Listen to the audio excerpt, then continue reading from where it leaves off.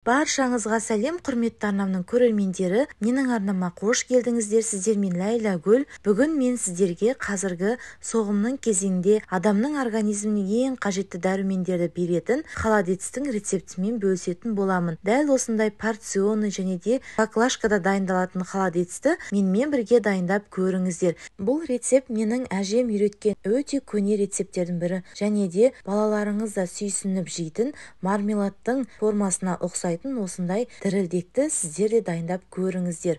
Видеоны соңына дейін мұқият қарап, менімен бірге болыңыздар. Және де менің арнама тіркелмеген, жаңадан келген көрермен болсаңыздар, онда міндетті түрде төмендегі подписаться батырмасын басып тіркеліп алыңыздар.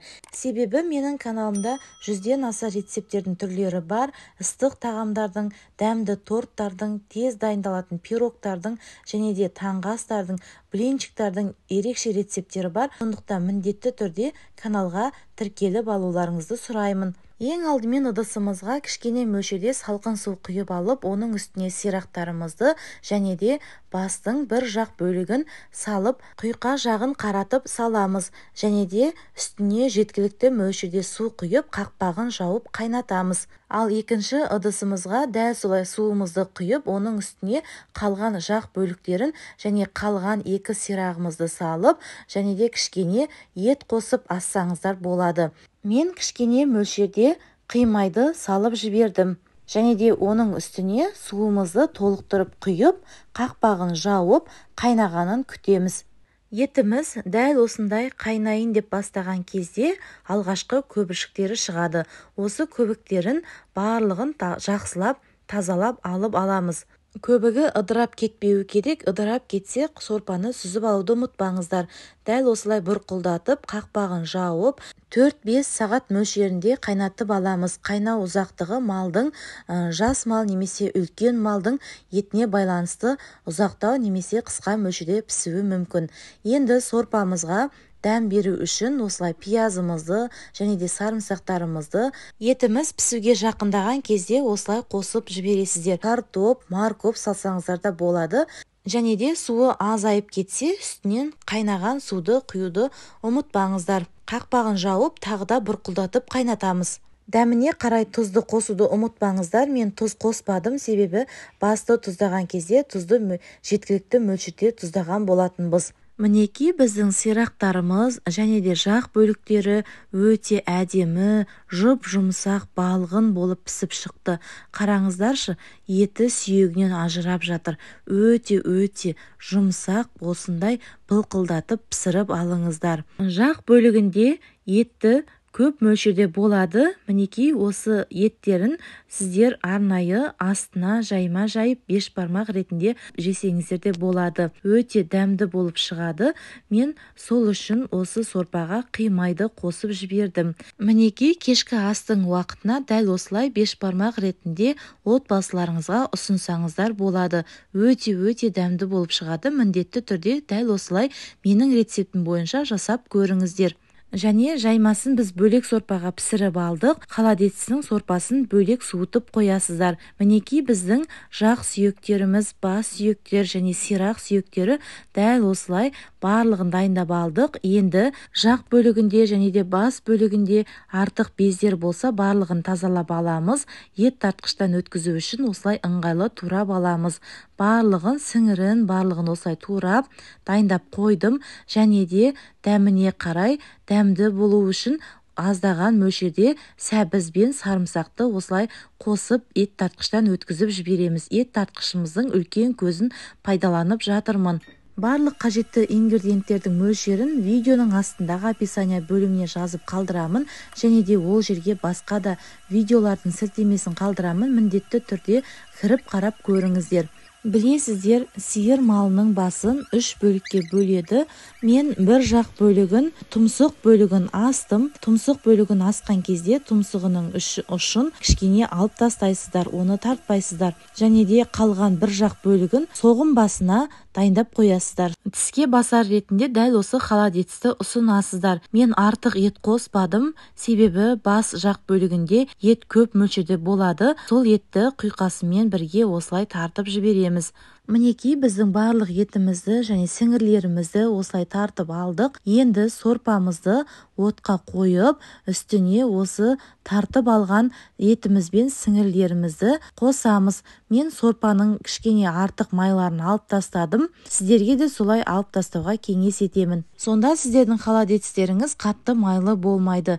Еттерімізді салып алғаннан кейін сорпамыздың қайнағанын күтеміз. Енді сорпамыз қайнағанға дейін холодецке ерекше рең беріп тұру үшін мен осылай піскен сәбіз бен кинзаны пайдаланып жатырмын. Сәбізімізді дәл осылай жұқа бөлікке кесіп аламыз. Және де осындай гүлді насаткаңыз болса, осы гүлді насаткамен гүлдің формасын шығарып аласыздар. Және ыдысымызға ең алдымен осындай кинза немесе петрушка немесе укроп пайдалансаңыздар да болады.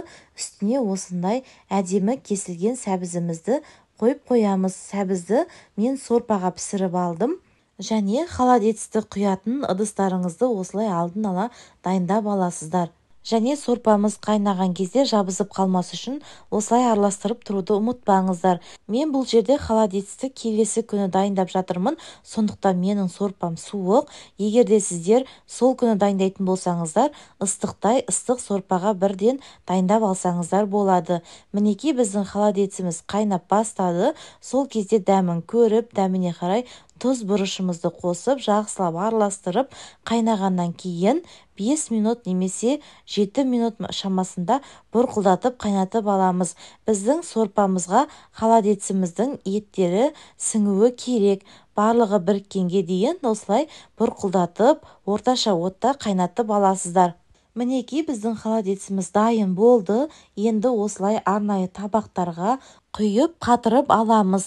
Міндетті түрде араластырып тұруды ұмытпаңыздар, себебі сорпасы тұнып қалуы мүмкін. Немесе дәл осылай ыдысымен салқын жерге сақтап қойсаңыздар да болады. Мінекей біз порционный холодецтерімізді осылай тәрелкеге құйып жатырмын. Не болмаса шай ішетін кесеге құйып алсаңыздар да болады. Бұл холодецті мен арнайы соғым басына, дастарханға әдемі көріну үшін дәл осылай дайындап жатырмын. Немесе баклажкаға сақтасаңыздар да болады. Өте ыңғайлы және де дастарханға дөңгелектеп турап қойғанда әдемі көрінеді. Мінекей барлық холодецтерімізді құйып дайындап алдық. Енді салқын бөлмеде қатырамыз. Біздің барлық холодецтеріміз қатты, өзінің формасын жақсы ұстады. Өте әдемі, түрі де, дәмі де дәмді болып шықты. Міндетті түрде дәл осылай менің рецептім бойынша жасап көріңіздер. Осылай арнайы салафандарға бөліп салып, морозилкаға қатырып қойсаңыздар болады. Немесе тоңазытқыштың жоғарғы бөлігінде сақтасаңыздар болады.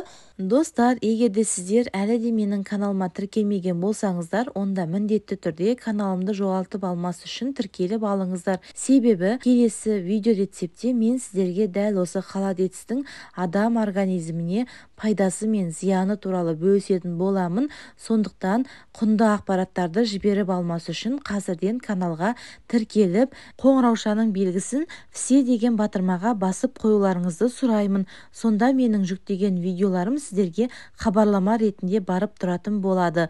Менің жүктеген видеоларымды алғашқылардың бірі болып көретін боласыздар. Мінекей біздің мармелад тәрізді холодеціміз дайын болды. Міндетті түрде осы рецептпен дайындап көріңіздер. Себебі балаларыңыз сұрап жейтін болады. Өте дәмі керемет болып шығады. Бұл рецепті мен көптеген жылдар бойы пайдаланып келе жатырмын.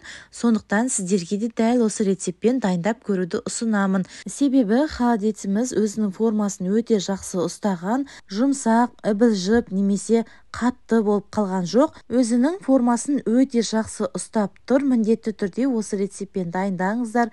Үлкен кісілерде немесе жас балаларда өте қатты сүйсініп жейді. Жұмсақ, аузында еритін осы холодецті менімен бірге дайындап көріңіздер. Арнайы осылай салафандарға салып, морозилкаға қатырып қоямын. Достар, менімен бірге видеоны соңына дейін мұқият қарағандарыңыз үшін көптен көп рахмет. Каналға тіркеліп, комментарий бөліміне өз ойларыңызды жазып қалдыра кетулеріңізді сұраймын. Баршаңызға рахмет, ас болсын, дайындап көріңіздер.